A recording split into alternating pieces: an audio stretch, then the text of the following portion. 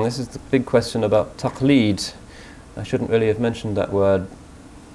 Only some say it is a sin as following the 4 Imams with Taqleed. What Imam al-Ghazali is saying is that there is a form of Taqleed which is, in this case, permissible because the Sharia has said hunger is a virtue within limits. So you can just accept that by Taqleed and practice it.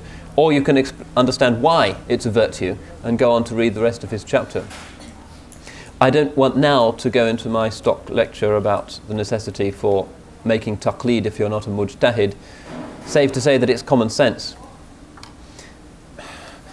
Islamic knowledge is not different to any other knowledge insofar as you accept the established wisdom of the field. If you study mathematics and you sit in front of the lecturer and he says there's this theorem and these logarithms work, you don't say, well, hang on a second, I'm not going to make Taqleed of the mathematicians, I'm just going to believe in numbers.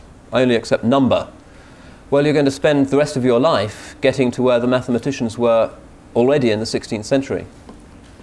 Studying any science means accepting the accumulated wisdom and consensus of that science. And Islam is no different, except that it's more significant insofar as your salvation is at stake. If you get an equation wrong, well, you may build a suspension bridge that falls down and kills a few dozen people. That doesn't matter so much as coming up with a fatwa that distorts the sunnah, which is inevitably what you're going to do if you approach a do-it-yourself approach to religion. Take your ahkam directly from poor English translations of the hadith, and most hadith have never even been done into English, and you lead substantial numbers of people astray in their deen. So if you're not a mujtahid, in other words, if you don't have all of the scholarly equipment, of which perfect knowledge of Arabic is only the most elementary, then you have to follow, whether or not you know their dalils, the great ulama. There's no alternative.